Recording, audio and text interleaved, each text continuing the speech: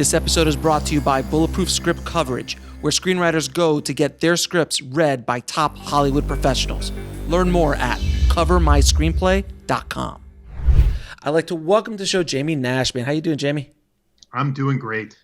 Thanks for coming on the show, brother. I appreciate it. Thank you for having me. I'm a big fan. Oh, thanks, man. Thanks. We're here to talk about your new book, Save the Cat, Writes for TV. And I am a huge Save the Cat fan. I've had multiple different authors who've written different Save the Cat books on as well, because look, a lot of people, some people are like, oh, it's a formula and it doesn't, it's like, oh, it's taking all the creativity out of it. And you know what? For some people, that might be the truth. But other people, it's not. So I always like to present every kind of system, way, structure that you can, because you just never know what writer's going to connect with what person. I remember when I read for Save the Cat for the first time, I was just completely blown away. And I was just like, I was young, early in my screenwriting career. And there's a reason why it's still one of the best-selling, if not the best-selling. It is the best-selling, by the way. My book can't even knock it off its perch. So, we're number 2 a lot of times, staring right at it. And I'm like, can we pass it for one day? And it's how old now? How long has that been around? 2007. So it's been around for a couple years now, and it's still, so there's obviously some sort of value there, because there's been a lot of screenwriting books between 2007 and now. Yeah, for sure. And it's still there. So how did you, I was reading a little bit before our conversation, you met Blake back in the day. Yes. Yeah. So I'm in Maryland, and most of my career is spent doing indie horror movies, especially back in those days. And somewhere along the line, I was trying to network over the internet back in the 2000 internet, like 2003, 2004 internet. And I remember I met him through a writing group.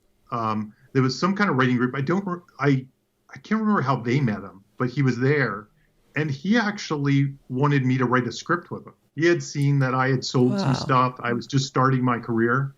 And he kind of came to me and said, I like your sense of humor. You have a good handle on structure. And he had this idea for a script, and he pitched it to me.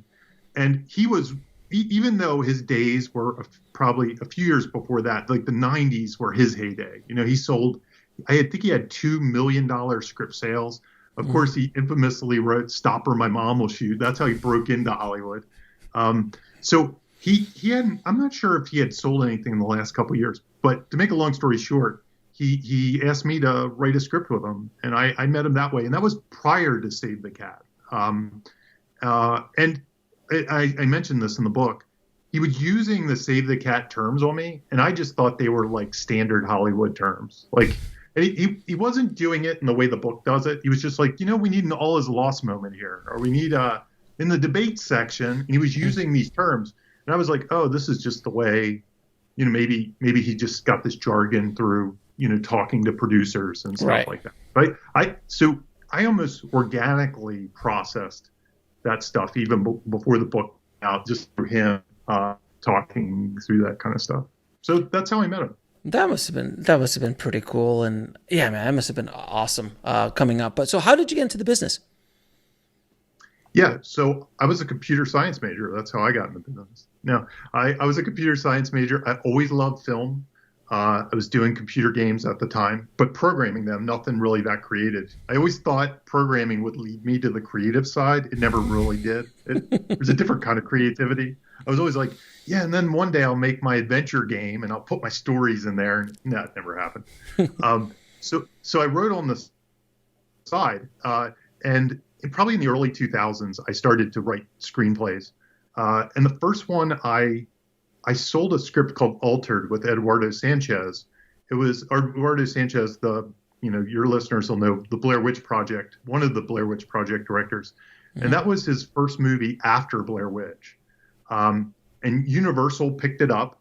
And then Universal kind of buried it in some ways. It was a straight to DVD. Still to this day, people find it now. It came out, I think, 2006, 2007-ish. And people find it to this day and are like, I've never heard of this movie. It has a lot of fans that just pick it up and find it and enjoy it. But that was my intro to the business. I made some good money.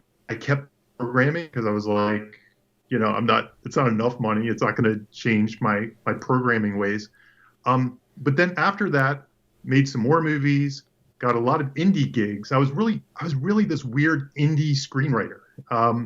I was doing, and honestly, I think it was because I was cheap. I wasn't in the WGA yet. I wrote really fast.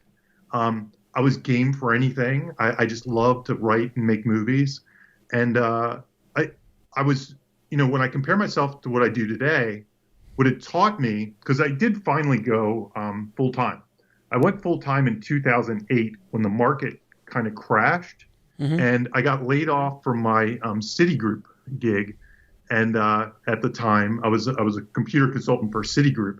Not that I was laid off; they were just like, "We're not making any money. We're not going to hire any of you consultants back next year. You get paid too much."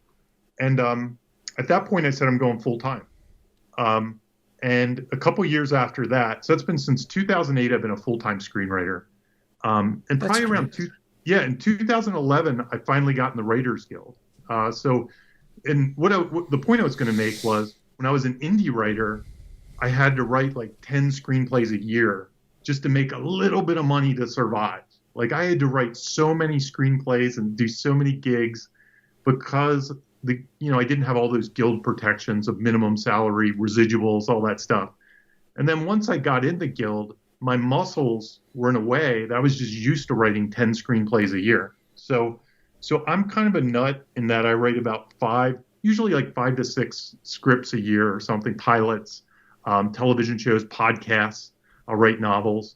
And probably since that time, I've been doing it, screenwriting full time, but now in the WGA. That's awesome, man.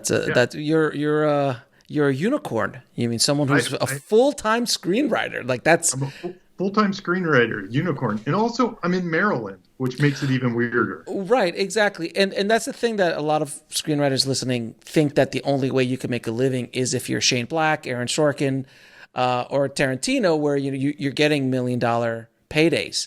But there are, and I've had on the show many. Just workmen, craftsmen, just people, screenwriters who are just, cranking out work, job for job, and making a good living and supporting their family, but they're just working as opposed to like this one and done lottery ticket mentality, which so many screenwriters walk into the business with. Yeah. I mean, the title of your show, your podcast, that was my life. It was indie film hustle. I mean, I legitimately, I had to do 10 scripts a year because I don't know that I did 10. I'm using that number. It was more like 5 or something. It's still a lot. It was crazy. And to this day, I get anxiety if I don't produce that many in a year. And it's basically, like you say, the Shane Blacks of the world, not even the Shane Blacks, but the LA folks, they have a different game they're playing where they have lots of meetings. They're networking every day. They live and breathe it. But for me, I'm constantly feeling the need to remind people I exist. And the way I do it is by writing. So I'm constantly saying, look, I'm here. I got a new thing. And I'm meeting people. Like after it goes out, then I meet people, talk to them. So that's my life. So your networking technique is to actually create content and create projects. Yes. Wow, yes. what a concept! As opposed to just doing one script that took you 7 years to write, and hoping that that's the one that's going to break you. Yeah, it's definitely. I'm not sure that everybody can pull it off, but it's the only way I've known to really pull it off. And then when you get one friend, that friend is where you get most of your work. To be honest, so Eduardo Sanchez is a good example. I did a lot of work with Nickelodeon. So the weird thing is I'm a horror person and a kid person. Like they're the two opposite biggest spectrums. Arenas. Yeah. So I've done tons of scripts with Nickelodeon and I did tons of horror scripts. And once you find that person that really wants to champion you and likes your work and sees it, then they become the majority of your stuff. But I've sold over the years, I mean, it's crazy all the different places because we had a script at Blumhouse at one point, which is obvious. But then I also had something at like Discovery. I had a pitch that I sold to Discovery at one point. I've had stuff at Amazon Prime. all over the place. Yeah. So That's awesome, man. That's awesome. So you sat down and wrote a book called Save the Cat Writes for TV. yes, And right now, arguably television and when you say television, I use streaming is all encompassing television and streaming. It is probably the most lucrative and easy. I can't say easiest, but yeah, you have a better chance of making a living in the television streaming world than you do off of independent films only, because when you were coming up, independent films, there was money to be made. Now it's a lot different world we live in. Now the money's in streaming. So that's why I wanted to have you on the show, because I feel so many screenwriters who've been just hacking away at the independent film script, which is fine, and you can definitely keep doing that, are starting to transition. Like, where I think streaming and television, I might want to start trying to get into the writer's room. I might start trying to develop my own show, all that kind of stuff. So first question I have for you is, what are a few questions a writer needs to ask themselves when developing a show? Yeah. That's a great question. So I have this kind of magic formula in the book that it's the first section of the book. By the way, the book will take you from A to Z. And I should define what Z is super quick, is because like you said, you put it perfectly. The number of jobs in the WGA, television to film, if you do the comparison, they do a report every year. And the last I saw, this isn't the exact numbers, but it's super close. It's ballpark. I should have looked up the exact numbers. Is I think of 9,000 jobs, 7,000 plus are in television. Wow. Okay. Yeah. So it's super skewed toward television. And it makes sense because they're writers' rooms and all these other things. Right. It's more jobs, just more jobs. More jobs. Tons of streamers. Each show has, 5 to 12 writers. They're in rooms. They get jobs. So, which is part of the reason why we did this book, why we did this Writes for Television book. So the thing my book really tries to push is the reason you write a television pilot. And it's really concerned with pilots. So that's what I said, A to Z. A, you start with nothing. Z, you end up a pilot. When I say a pilot story, a Save the Cat outline, you'll have the outline ready to go. All you have to do is get in final draft and crank out the fun stuff. A TV show pitch and a TV show concept. So you could pitch your show, or you could send the pilot in. Either one would work. And so when a writer is considering doing television, what my pitch to you is, or to your listeners, is you need a pilot. A pilot is the key thing you're going to need, because really one goal is to sell the show. That is one goal. But if you want one of those TV writers' jobs, if you want to get in one of those rooms, right now they're asking for original scripts. So, back in the day, and, when I was coming up, they would ask you for spec scripts, which were like an episode of Friends, for example. You just write like episode 203 of Friends, Nowadays, nobody wants that. And I polled a lot of people just to make sure, because I considered putting that section in the book. And so I went out to my, showrunner friends, my friends that are on staff, and they say nobody writes those anymore. There's some fellowships that actually take them. So it's not true. There are unicorns that still ask for them. There's like the 1 in 100 that say, we want to see your friend's script to decide if you're going to come in to writer's room. But most people are looking for pilots. Some will take features and some will take plays, but 99% of them take pilots. Like, pilots is what you need. So the book is really focused on the fact, hey, you might want to get one of those TV jobs. Hey, you might try to write a pilot. So that said, to kind of backtrack, to write a good pilot, to write a great pilot, you need a good show. So this is your question. So what are the things in a show that you really need? And from my experience, and then from research as well, I came up with the 3 big things. These are the 3. A unique world is really important. There are some like stand-up comics and stuff that their point of view is kind of the world, like Seinfeld it's a show about nothing, so to speak. Yeah. But his unique view of it, his comedy is kind of the world. But for the most part, you're trying to find some kind of world that you know and that's authentic to you. Because again, these are writer's samples that you're trying to get a job with. So your script needs to say something about you. So it has to be something you love. Yeah, you know, in the book, I give examples of things I love. I love pro wrestling. You know, I love street performing. I love computer programming. You know, these are things I love, and I could speak about. I could talk about. I love to research. So can we do a pilot that is a pro wrestler who's also a street performer and codes on the side? I've done it. I've gotten that. I've got 4 of those pilots. I've got those 4 pilots. Yeah, exactly. I've got all of those.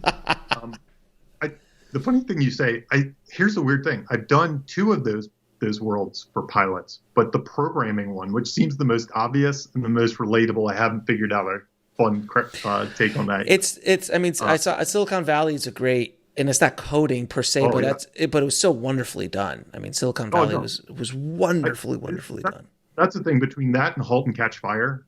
I don't need to do. I'm a huge Halt and Catch Fire person, and I love Silicon Valley. So what am I going to add to that? I can't find the fresh perspective. One day I'll find it. Sure. So world is the first part.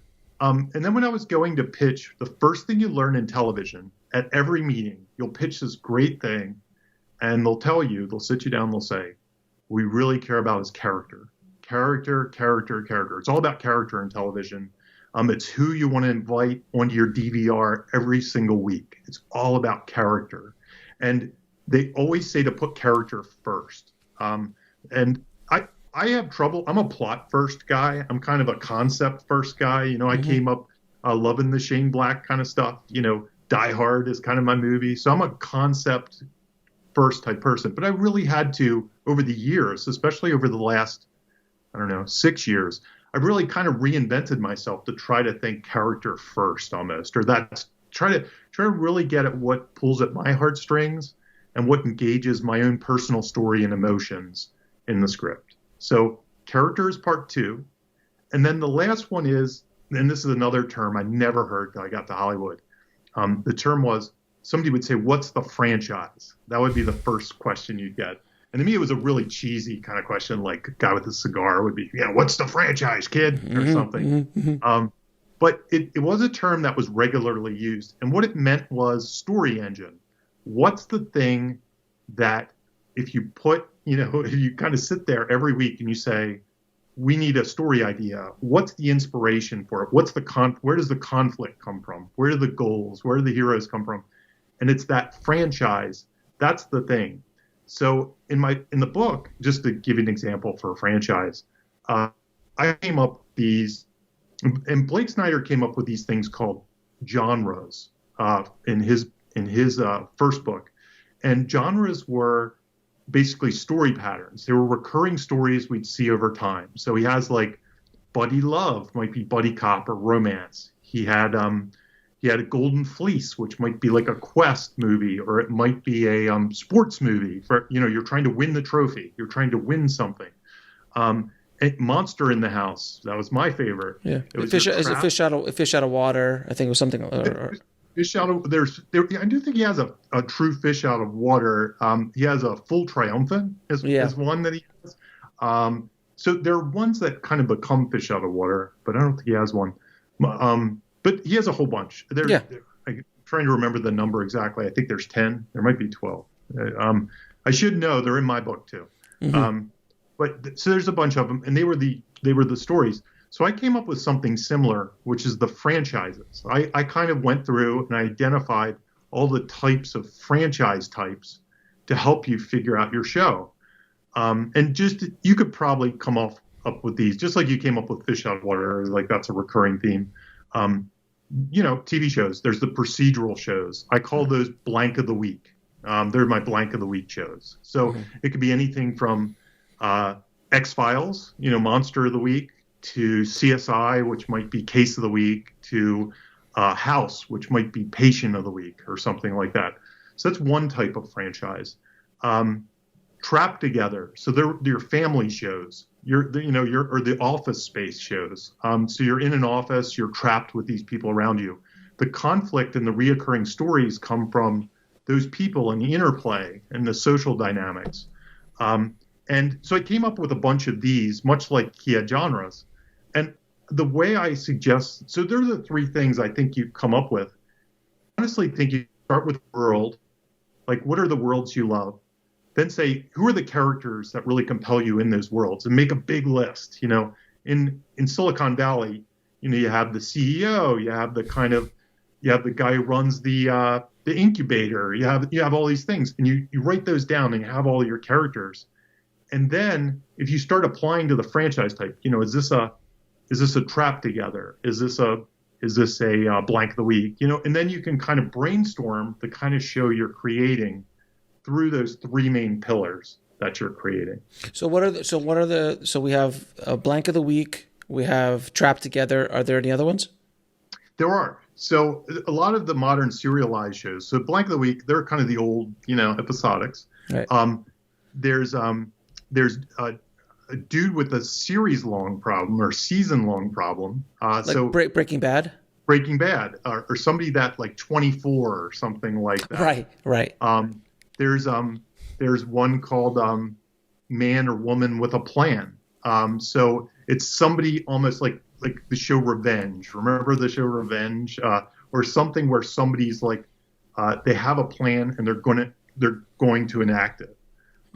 There's Buddy Love. So some of these are similar to the genres because they tell stories over time. And does this go from comedy to drama to action? Absolutely. Okay. So much like the genres, the Blake Snyder genres, which are they're like cousins to these franchise types. A monster in the house, just as an example. So a monster in the house is usually like a person trapped in a scenario with some monster. But something like What About Bob or Cable Guy, they're not horror movies, but they're still patterns that are similar to Fatal Attraction or something like that. Yeah, absolutely. Yeah. So, What About Bob? Yeah. So one of the examples I give in the book is dude or dudette with a series-long problem or a season-long problem is The Good Place, and that's a comedy. Yeah. But it could also be Homeland. Or something like that. So they definitely cross genres. They're really just speaking to where you're going to find the conflict week to week, and they help you kind of brainstorm what your show is, but they also help you brainstorm what your pilot will be. And they also help you brainstorm what the season might look like. Gotcha. And obviously, so like the procedural, blank of the week, that is more network television. Yeah. Kind of world. That's not as much to streamers. I mean, of course, there's always crossover. There's always exceptions. The one place you might see it in the streamers is animation. When you get to animation, some of those are like Rick and Morty or something like that. They can be serialized for sure. I mean, Rick and Morty isn't a streamer, but they have a Big Mouth or some shows like that. Maybe not BoJack Horseman. South Park, but that's Comedy Central. No, South Park's a good example. Again, it's network, but it's kind of streaming too. Right, exactly. When I say network, it's the four big ones. That's what I'm thinking is NBC, ABC, Big CBS, Bang and Fox. Theory or something like that. They're definitely those procedurals, those television like Hawaii Five-0, things like that. They're definitely in the blank of the week category, or even the trap together category. Yeah, and that's the one thing I've never seen a Hawaii Five-0 or CSI in a streamer world. It doesn't really exist. Originals, obviously after the fact, but never originals because of the pandemic have been consuming quite a good amount of television lately, and we just sit and I just absorb. Like I just finally went back to Handmaid's Tale. I hadn't finished it yet because I got pissed off when they caught her again. I was like, I can't take it. That's how I was. I got to season 2. I love season 1. Yeah, it's fantastic. Season 2. I was like, this is great. And I was like, I can't. It's got to go forward somewhere. I can't take it. And when they pulled her back out, I was like, I'm out. I can't. Yeah. But then I'm like, okay, they've got 3 seasons. So I got basically the 3rd season, and then as of this recording, the 4th season starts. I think Friday. You and I are the exact same on Handmaid. It's so funny. I literally, when they pulled her out of the spoiler alert. Season 1 was like my favorite show when it was on. I loved it. I was like, this is great. And then season 2, I'm like, I still love it. And then once it got to the end, I was like, I don't know if I want to watch season 3. I can't. And just a perfect example, Walking Dead. Like Walking Dead, I was a huge Walking Dead fan. Me the same. Yeah. And once Negan showed up. Right. Negan showed up, that whole season was so abusive to the audience, I felt. It just, you can't beat the characters you love to a pulp and never give them a win. It was just kind of like you were just seeing your favorite characters never win. And this Negan was this, he was a villain that was the villain can never be unconquerable. If you create a villain that's unconquerable, then there's no hope. And that's what I felt in Walking Dead. And then I stopped watching. I haven't seen it since that last season. Yeah, at the very end, there's something, but yeah. Yeah, I was a comic book Walking Dead person, so I read all the comic book. Yeah. And the comic book is easier to digest because it's not as much story. You know what I mean? Even though it takes place, there's just not as much of it. It's not as much. So Negan's great. I love Negan in the comic book. You're absolutely right, though. He's like undefeatable. He's always 2 steps ahead. He always finds a way out. He's definitely a tricky character. I think it's kind of the Lost syndrome as well there. When Lost got into those middle years and it just didn't feel like they were allowed to move forward. They jumped the shark. They jumped the shark. If we can go back to the old concept of jumping the shark. For anybody who doesn't know what jump the shark actually means, it's from an old episode of Happy Days when Fonzie literally jumped the shark in his motorcycle, and we all said, "Okay, you've gone too far." I think the season before it was a cliffhanger episode, and the season before he jumped like a bunch of barrels, right? That was fine. So in the next episode, they had to top. Next year they topped it. He was in LA. He jumped some sharks. They were doing the whole Evel Knievel thing. It was just bizarre. So and that's where Jump the Shark comes from. But yeah, it's just really interesting in regards to television, because I've consumed obscene amounts of television in my lifetime, and now this last year, we just literally just go searching. Like we just caught up with This Is Us and watched all of This Is Us, and cried a lot. But it's the pilot is in my book, so I'm such an amazingly written, shot show to be able to work multiple timelines, the same characters at different ages, the plotting that's involved with that. Yeah. It is on something I've really on a whole other level. There's never been a show like it. The pilot is a great example, too, of what people should be doing in their pilots. Yes. Because, not to spoil it, but it's been out a while. And it's the first look at it, spoiler alert. If everyone doesn't want to know, I'm sorry. Yeah, that's absolutely. So This Is Us. It does this thing where it's kind of a mystery. You don't realize how the characters are totally connected. So you're doing the math the whole episode. And then in the very final, seconds of it, it shows you how they're all connected, and it does this magic trick, and it blows your mind. So you could just watch the pilot episode of This Is Us, turn it off, and sort of be satisfied with the show. It's like a mini movie unto itself. It's really a great episode. And it was a movie, by the way. It started as a movie. Did it? Oh, did the script start as a movie? I've never read it, but I know it did. But that's the thing, and that technique they use constantly throughout the series. They'll be introduced to brand new characters. Yes. No, and in weird time frames, you don't even know what time of what historical time they're in. Much like Lost. Right. It blew our minds when they did it. Yeah, you're just like, what's going on? And then you just these weird characters, and then at the end, you're just and then my wife and I would be sitting there going who are these people? How are they connected? Where is this line gonna? When are they gonna meet? And you're just oh, and I don't want to ruin it, but I just saw the one with the guy with the internet, who helped start the internet, and there was the whole series. You saw this family and going through it, and there was one of the guys who actually did the internet and created FaceTime, and that's how they connected and all that stuff. I was just blown away. I was like, oh, that's brilliant! It was so well. One of the best written shows on television currently, I think. No, and like I said, that so my book also breaks down a bunch of pilots. That's one of them. There's a whole bunch in the book. I tried to give something for everybody. I have Rick and Morty's pilot. How about, do you have Breaking Bad? I didn't do Breaking Bad. Here's the reason I didn't. I tried to only do. First of all, a lot of people have done Breaking Bad, right? And I mentioned Breaking Bad in my character section. There's a whole big thing about it. But I tried to only do shows that weren't yet canceled. Or finished, right? Or not finished. Canceled is a rough word. But I tried to do shows that we'd get another season next year. It was strategic. Just Fair for enough. the longevity of the book. So, right, exactly. So you're not going back to like Sopranos. Exactly. And then I think they announced like a week later, This Is Us will end next year. But still, I have 1 year before it will be. This is news to me. They're ending it next year.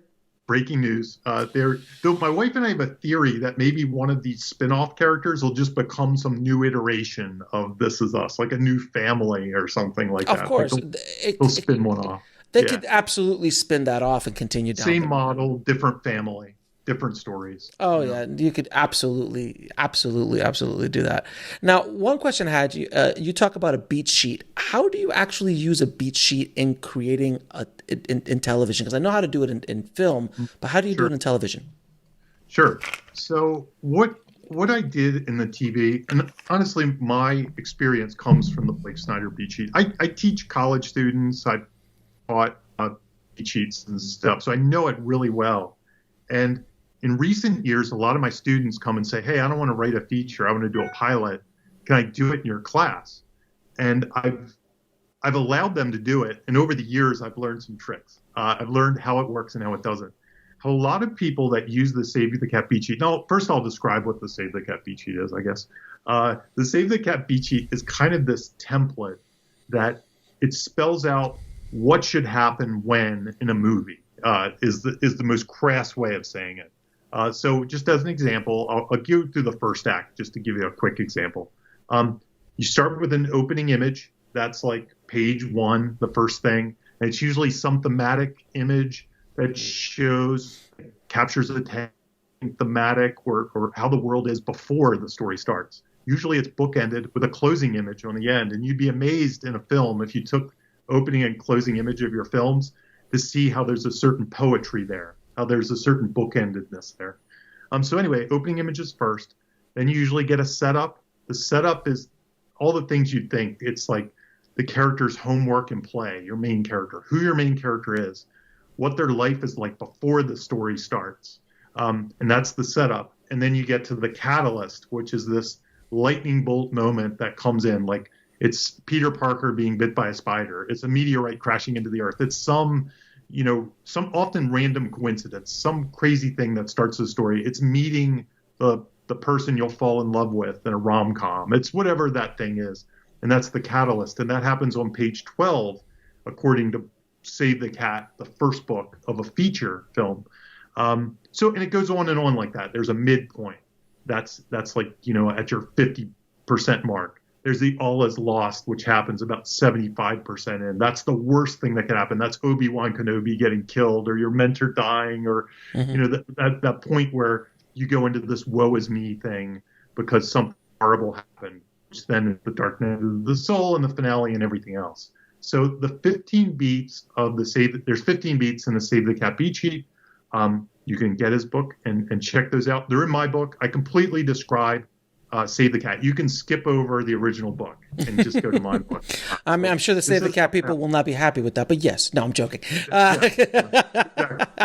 No, there's a lot you could get in both. You can do it either way. Either way, yeah, you can get a lot. You can get a lot of both. Either way, you can. I'm sure Amazon has a buy 2 for cheap price right now in the whole world. Absolutely. That's the Save the Cat people calling me right now on the phone. I think. I understand. So that's the beat sheet. It's just kind of this thing. It's kind of like a fill in the blank. And again, these are all the most crass ways of saying it. It's a kind of fill in the blank template that you can go through and say, once I have this done, I'll have an outline for a movie. If I fill out all these sections, I'll have an outline for a movie. The problem is, and by the way, there's a Save the Cat Writes a Novel book that's hugely popular. because those people are even, when I say those people, I'm one of them, novel writers are even more resistant to somebody telling them, here's a template than film people are. And it's hugely popular in the novel world. And it's the exact same template, by the way, because the template is really just a template on how to tell a good story. And it's really an adaptation of things that came before it, whether it's Aristotle, or Joseph Campbell. Journey, Sid Field, all those things. It's very similar to all of those, but it has its own nuances and its own way of speaking the language. Its own language. It's a language, sort of. Now, with opening, like an opening scene of a pilot or a film for that matter, I love, one of the reasons Breaking Bad arguably is probably one of the best written shows of all time. That pilot though, it's a masterpiece. It really is. You give another 15 minutes and it's one of the best independent films ever made. If you do it. The opening scene, what's your feeling on, because with the templates that you're laying out, the beat sheet you're laying down, the opening of that scene, and I'm a big fan of this, the opening of that movie is the end. And I love doing that because the audience is like, wait a minute, they're asking questions while you're going through it. And it's very powerful as a storytelling technique. Is that work inside the beat sheet somewhere? It does. That one, and I'm trying to remember Breaking Bad, because while I remember the beginning, like I get mixed up later because it starts blending in with the other one. So it was when he comes out, it's like him coming out in his underwear in the middle of the desert. He does the Blair Witch video. Right, that whole thing. And then I think it ends with him pointing the gun at the camera, and then we cut to, a week or two later or earlier or something like that. So the reason I ask, I never remember the end of it because it blends with the whole season. But I remember the beginning. So my understanding, if I remember correctly, because I didn't just watch it yesterday, I think we catch up to that moment and then we continue. That's generally, it never ends at that moment. It generally is like a place where you pick up and then you keep going. So it's kind of like a really nice engine. I was going to say, in a purist sense, then it is a perfect opening and closing image because we're bookending. You're right. Opening and closing on the same kind of thing. It's just that kind of thing. One thing I realized when I watched a ton of television shows getting ready for this book, I found some things that a lot of shows did. And there's a thing I call the opening pitch. And it feels like the first 2 minutes, that teaser scene of almost every show, is almost like something you could show up to an executive's office and just show them that 2 minutes. Like say, look, this is our show. What do you think? What questions do you have? Breaking Bad does it in more that teaser sort of way. Like, here's the coolest thing. We're going to give you mysteries and stuff to think about. Like, how did this guy in his underwear in this car in the desert and drugs and all that stuff. So they do it in that way. But something like The Mandalorian, for example, it gives you this mini movie at the beginning where it shows his tools, it shows how he fights, it gives you Star Wars, and you could just show that. Imagine if they showed that to us on YouTube, just that first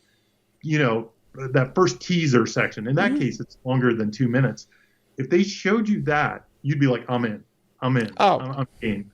And the opening pitch, a lot of them are in character-driven shows like Insecure, or even Marvelous Mrs. Maisel, which is one of my favorite shows. A lot of times you get the main character just talking, like here's who I am. I'm just going to pitch you me. So Insecure, that starts with her pitching herself to a bunch of kids, and like it pulls back and she's talking to kids in a school, and they're like, what? You're going too deep here. Marvelous Mrs. Maisel, she's at her wedding and she's giving her wedding speech. And she kind of pitches her heart, like who she is, and you see why she's funny, and it's like a stand-up routine. And you could almost just put that, like, here's who she is, and to an executive on the desk, and be like, that's who she is. So this opening pitch thing is something I definitely saw in the teasers, where you get that first 2 minutes to just kind of lean forward and say, this is our show. We're going to show it to you. Rick and Morty, the first 2 minutes of that is a random Rick and Morty adventure. It's almost like a James Bond thing, sort of like the kid gets woken up. They get taken on a spaceship. There's a bomb or something going off. It's Rick and Morty in 2 minutes. It's like an episode of Rick and Morty in 2 minutes. So you find that this happens a lot in pilots. Like that first 2 minutes they use so perfectly. And even in shows like network shows like Blackish was another show I analyzed. Blackish it's like a montage, but it has the main character giving his point of view, like what kind of the Blackish thing means to him. And it's basically an overview of the whole show. It's like a teaser trailer for the whole entire show. Yeah. So anyway, that's what I noticed about the opening pitch. Yeah. So you also talk a little bit about the wonky laws of pilot physics. What is that?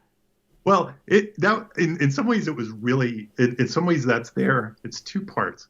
In some ways it's my catch-all for all these weird things like the opening pitch. Like there was another thing I noticed I called the whiff of change stated. So in pilots, you usually don't have full character arcs, but there's usually a change in almost all pilots. That might happen in episode 2, 3, because if you changed a character in every episode, it would be weird by, the end of the season. It would be like they keep changing.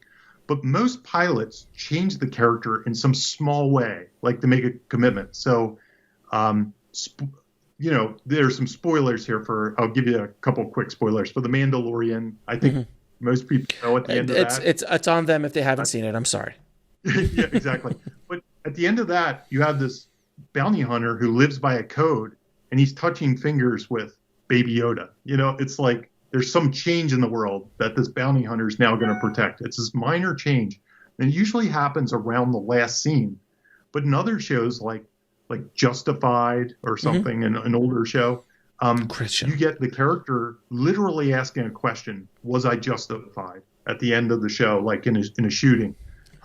In shows like Barry, which is one of my favorites, and I cover in the book with a sheet, with a beat sheet. At the end of that, somebody comes up to him and they say, I'm an actor. And he goes, I'm an actor too. He's gone from a hitman to an actor at the end of the show. And he states it. He actually says it.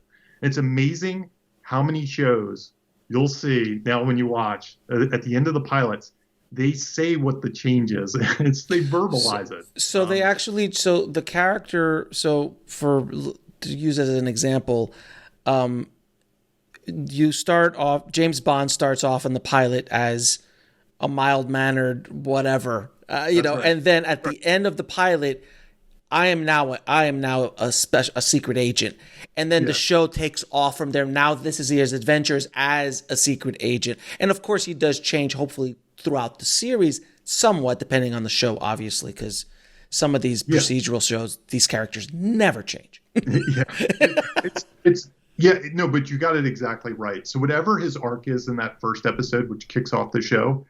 And it's not always, this is why it's wonky, but almost it happens so often that I wonder if a memo went out because you'll see it so often. But I think what it really points to is when you're writing your own pilots, while a TV show doesn't change a character, every episode, your pilot should have that movement. And the reason I think that's the case, your pilot almost needs to be cathartic by itself. It needs to almost stand alone a little bit. Like you could just go back to watch that Mandalorian episode and say, oh, Baby Yoda and this and that. And you could watch it almost in a vacuum and never watch another thing again. It has a beginning, middle, end. There's a change in the character. You get the feeling it's a pitch for the show. You're like, there could be continuing adventures is the thing. Absolutely. So the story itself solid. And when he touches Baby Yoda, arguably Mandalorian could just, you could stop right there and go, well, obviously he just returned the Baby Yoda to the proper people and that's the end of the story. Or that's why I call it the whiff of change as opposed to a character arc. It's not total character arc. It's usually a question. And in a movie, I think it's very equivalent in a movie to when the character commits to that first act break. In the first act break, a lot of times, like Luke Skywalker in Star Wars, the whole time he's like, I can't go. I got to help with the blue milk farm or whatever he's doing there. It's a what is it? Oh God, it's a moisture. Was it moisture? Dune, basically. Farm I like the blue milk farm. I think that would have been a lot. I actually like the blue milk farm as well. When I reboot it, it's going to be a blue milk farm. They're going to have blue cows. It's going to be there. So by the time his parents are, or his parents, his aunt and uncle are killed and realizes there's spoiler alert. Star Wars. And his home's burnt. He kind of looks and he's like, he has that slight whiff of change. He's going on an adventure. Now, the only thing I'd say to pilot, they almost say what the change is. They almost they almost verbalize it. That's the amazing thing. But usually there's that slight change where they've gone from moisture farmer to adventurer by the end, and they make some commitment, and that'll be the rest of the series. That'll be the season you're watching. And Mandalorian did it so beautifully because they did it without words. They did it with an image. Yeah. And it was like this hard ass, just militant samurai of the universe for a moment softened when he saw and connected with this little creature who we all just were like, our minds exploded when we saw Baby Yoda. And you're just like, oh, this character's changed forever just because of, and that motion of him touching the finger, all of that is like, I'm getting chills. Damn it. Damn you, Jon Favreau.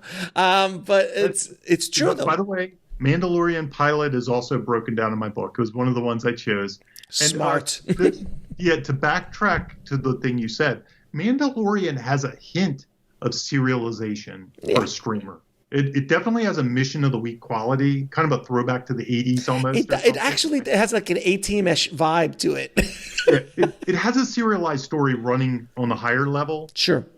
And it gets more serialized like toward the later episodes in each season. But it definitely has like, we got to help this person. Yeah. Oh no, it's literally like every episode, like, okay, we're gonna go break this guy out of jail. Okay, we're gonna go to this moon and we're gonna go do this. Or we got to go to this base that we got to sneak into. Like every week, it's something, and it literally leads itself to the next episode. Absolutely. It's so beautifully done. Like, what do we got to do now? Oh well.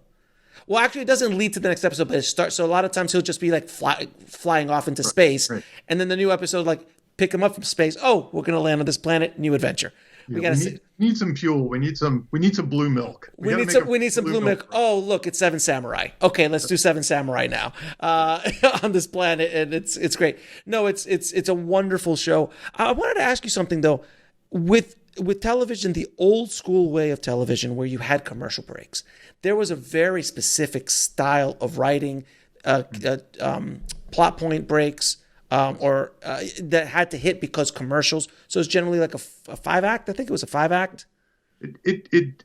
Generally a 5. It really depends on the network you're on and the show. Right. It's funny. They're actually heavily negotiated things. So like if you're Vince Gilligan, you might be like, I only want 4. There's no way I'm doing 5. You know what I mean? And AMC's like, Walking Dead is 10 or whatever. Walking Dead is a ton. They just do it, boom, boom, boom. They put commercials all over the place. And he could say, well, we don't have zombies, damn it, so we're doing 4. That's right. And then something like Mad Men, I think the thing with that show was the showrunner said, I'm not writing them in, you figure it out. And they had to figure it out. They had to go in and put ads in. So they come kind of abruptly in Mad Men. But when writing a pilot, let's say, because now there's many more streamers than there are network. My advice to people, and people take this the hard way in some ways, I don't think they like hearing this necessarily. Mm-hmm. I don't think you have to write act outs at all in your pilots anymore. You can just totally forget about that for now. Once you're hired or once they buy your script, then you worry about it. But nobody's judging your script on where you put your act outs, or even if you know what they are. They're purely judging it on story. And I won't even say most, almost everybody I talked to said, yeah, don't worry about the act outs. However, there are some people that like putting them in just because it's kind of like when people put smash cut in their feature, it just feels something like smash cut to interior gym night, and I think people like to put him in for that dramatic moment. Like it's almost like what I say in my book, I always say you could write to them. And I feel like if you replace them with dun dun dun, in your head, and that works for you, then feel free to write to them, because you really they serve a valid they serve as a valid inspiration to write to these big cliffhanger moments and have 5 of those in your script and stuff like that. Like, if that inspires you to write a page turner, then put them in, or put them in and then take them out in the end. If that inspires you, but you don't need them. And if they give you any anxiety at all, like where should they go, or should they be here or there, then I'd say take them out. I've written for shows that have them, and it's funny when you get to production. That's when you get like the network version. Like on our network, we do it this way, and they're very specific. Like when you're writing a pilot, the advice is you can put them wherever you want. So Act 1, it can be on page 12, it can be on page 10. It's your call. 20, you make it up. You're your own network when you write a pilot. But once you get into a phase where AMC buys your pilot, they have certain network rules. Like it might be your Act 1 act out must come between page 10 and 15. Mm-hmm. And if it's on page 15, you have to give at least 6 pages before the next one. Or, they have certain rules that are unique network to network. I would advise not worrying any bit about that until they pay you to worry about it. Because you don't know if your show's going to be on Netflix or Amazon Prime, where they don't have ads, or Hulu, which has ads but sort of doesn't, or wherever. It kind of does. If you pay, you don't. It's the wild, wild west. Like before, for decades, it was pretty much the three, then 4 networks, and television was just written that way, and that was just the way it was. And then all of a sudden, now it's literally 1,000 different ways and 1,000 different approaches and 1,000 different things that you can never. Can you imagine getting Breaking Bad on the air? It just never would have happened. Never would have happened. Shows like that would have never been able to get on anywhere else. Or Mad Men, like that. Yeah. That doesn't seem like a good. Well, Breaking Bad's arguably one of the worst pitches in history, and Vince Gilligan says that's like it's a horrible, horrible pitch. I remember I didn't watch Breaking Bad at first. Me neither. I was like, it sounds like Weeds. It's like Weeds a little bit. And I was like, I'm not gonna. I loved Weeds, but I was like, I saw Weeds. I like her. I'm not sure that I like him as much. I actually caught it, and I all the way up to the last 5 episodes. So the last 5 or 6 episodes I watched live. Okay. But we binged all the way up until then. So it's a great way to finish it. Season 2, I picked up on it. Somewhere in season 2, I picked up on it. It's just but so, yeah. It is what it is. Can you explain what a board is? And how do you use a board? In the pilot, is there a way to use the board in the pilot process? Oh yeah. So the board, this is what's kind of interesting about Save the Cat. So Save the Cat is mostly known for this 15-point beat sheet, right? But it introduced a lot of other cool concepts, like write your log line before you write a script, and things like that. The genres that we mentioned briefly. But one of the big things it had from day one was this thing called the board. And in a film, basically what the board is, it actually translates really well to television, because they use boards like crazy in television. A board is just an index, a cork board. It could be a digital board. It's whatever you want to make it. But usually it's those aren't those. It's those index cards that you can buy in a pack. You get them at the grocery store. I think I buy $1 is 100 cards, perfect for a movie or a TV show. So for $1, you can have your movie. Mm-hmm. By the way, Save the Cat has pre-printed ones now. They have like little fancy things to fill things out. And I've seen Post-it notes. People use Post-it notes as well. I use Post-it notes. I'm a Post-it note guy. It's just they're more disposable. I don't have a good board, so I just use Post-it notes. Yeah, you just put it on the wall. You just pop it in, pop it out. Basically, you write your scenes down on it. So, let's say we were doing Breaking Bad. It might be like confessional scene. We might just jot down the basics of it. Confessional scene in the desert. Walt thinks he's about to die. That'll be first card. Tack that up on the board. Second scene. Saddest breakfast in the world. He turns 50, bacon, blah, blah, blah, whatever. We tack that up on the board. And basically we construct an entire show with these index cards. In a film, Blake's guidance was 40. By the way, this part was revolutionary to me. Even though I knew him, he told me this, and I didn't know what he was talking about. So when we were doing that script, he said, okay, I think we're ready. I think we have our beat sheet. Let's do it 10, 20, 10. And I was like, what's a 10, 20, 10? I just assumed all writers, he made this up. I mean, he made it up. Let's do a 10, 20, 10. So what a 10, 20, 10 was 40 index cards. That's what he considered a feature film. 10 were act 1, 20 were act 2, and then 10 were act 3. So act 2, as you see, is twice as big as the other two. It's 4 acts. That's the dirty secret of feature filmmaking. 10, 10, 10, There's 10. like act 2 is 2A, act 2 is, you get 2A and 2B, and they get split into mid-twist. TV works the same way. So, you'd quirk all those 40 up 10, 20, 10, or 10, 10, 10, 10, 4 times. TV works the same way, but there's a lot less beats. And it just depends. The big thing I found in adapting Save the Cat, it adapts fine to writing a pilot. It adapts great. I use it myself to write pilots. But what it doesn't adapt to, and what I've pulled away, is the beat sheet is more like a to-do list and less like this must happen at page 12. This must happen at page 30. Because what you find is a show like The Mandalorian, that opening pitch, that cool scene in the beginning where he captures the person, and I think there's a monster that attacks him in the desert. He flies away and they do the carbon freezing and all that stuff. That's like 12 minutes long. It's 12 minutes. So if you were doing it 10, 20, 10, and that was just your opening pitch, you'd blow up. It's like sucking up so much juice of your timeline that you'd be in big trouble. But what I found in television is they spend time where they need to spend time. A lot of times in pilots, it's the setup, because they need to set up characters. They need to set up character arc. They need to set up worlds. They need to set up all this stuff. So they need all that time for the setup, the first act. But then sometimes, Mandalorian's a perfect example.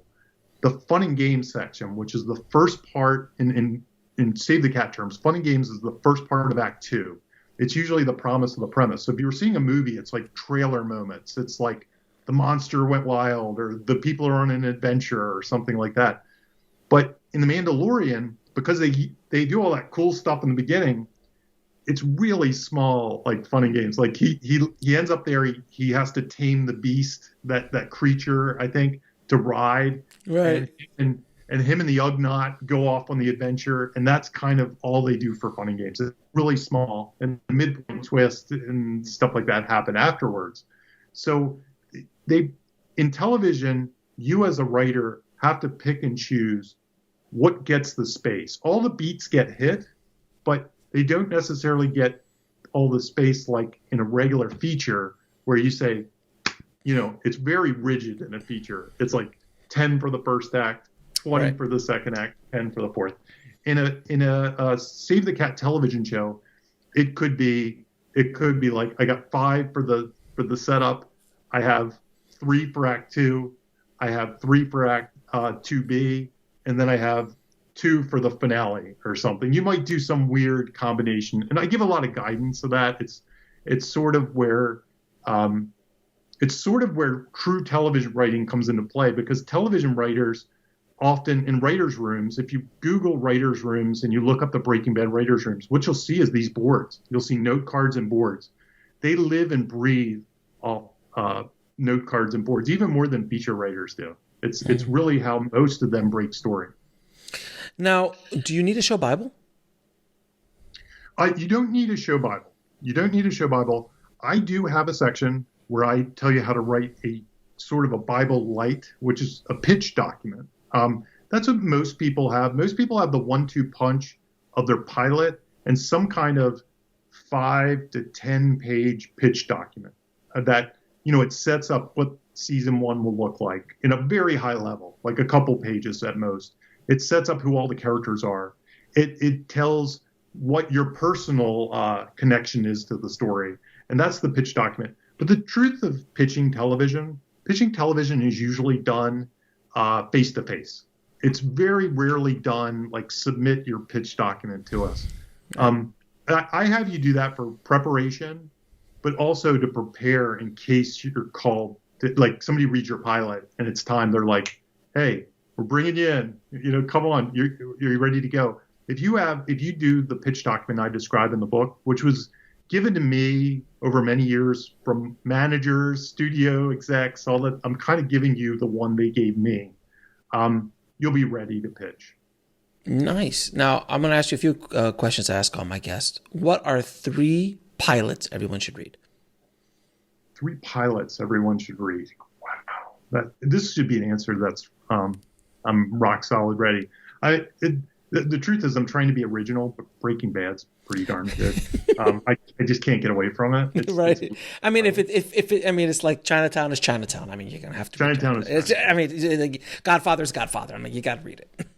Exactly. The other one that comes to mind, and it's not in my book because it's an older one, is The Shield. I think The Shield is a great pilot. It has this great ending that throws you into the next week. It gives you everything about those characters, but it also gives you a beginning, middle, end story. So it feels kind of procedural, but then it also feels like it's got a continuing story. You want to watch the next episode. You want to get to the next episode. And I'll take one from my book. One of the ones I really liked from my book was Barry's pilot. It just fits really well. It does a really efficient job of being exactly what it is, telling a surprising beginning, middle, end story, and setting up next week, all the while being thematic, character-driven. So I'm a big fan of the Barry one. I can't remember if I read the Barry one. I think I did. I think it's out there. I think you can get it because I think it was Remy's. I think you can get it as well. I think it's out there. Now, what advice would you give a screenwriter trying to break into the business today? Honestly, I mean, this is no joke. If you can swing it, television is the way. And honestly, that's why I wrote this book, because my students are going to television. I've been going to television for the last few years. Think television. Think about these pilots. Try to get yourself a good pilot. The other advice that I always give is you kind of have to prepare. You have to make yourself better as much as you have to make your work better, because it's grind. Like we went over my history in the beginning of this. If I told you it was going to take you 7-8 years before you get in the WGA, you got to be ready for that. You got to be ready. And the way I got ready for it was I learned how to write 5 scripts or 6 scripts a year, 10 scripts a year. But I also had to understand failure and understand patience and understand all that stuff. So I'm a big fan of figure out how you're going to endure the long journey as opposed to just find a way through the door. Set yourself up so that you can be persistent. So you can be persistent over a 20-year period and not like a wild person over a 1 month or 1 year period. Set yourself up for the long term is what I'm saying.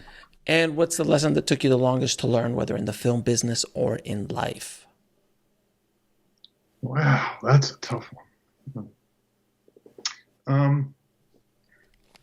Because, the lesson that took me the longest to learn in the film business is probably something I'm still needing to learn. That's the hard part about that question. Yeah, I get that answer quite a bit. I'm still learning it. I'm but there's always something. For me, it's patience. It's always been patience for me. It's gonna take twice as long, if not longer, than you ever expected to be. Sadly, I've learned patience. Not that it makes me happy, but I've learned that. Honestly, it feels like I've just been ground down to the numbness of patience. You know what I mean? It's like I'm so numb. You have no choice in the matter. It's an acceptance of the inevitable. That's all it is. When you're like, I'm a patient person. No, you've just accepted the realities of the world. And in our business, my God, nothing moves fast. Nothing moves fast. And sometimes that slow move, like right now, I have 3 projects out there. One is getting notes at a super slow pace. The other is trying to attach a director at a molasses-like pace because they're going to big directors. And the other is trying to attach an actor at a molasses. So when I say attach an actor, it's like a situation where you send a script out, it goes to the agent. The agent takes a month to get back.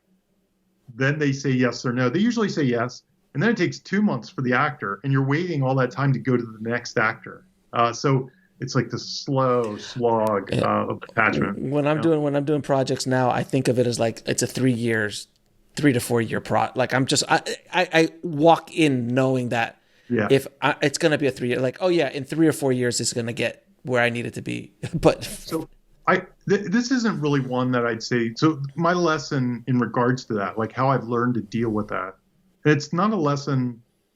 It's a weird lesson because I don't want to put pressure on people to do it this way.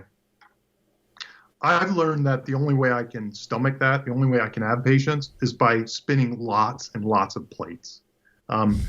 That's why I'm doing Save the Cat Writes for TV while I'm writing a pilot, while I'm pitching a TV show, while I'm writing a novel.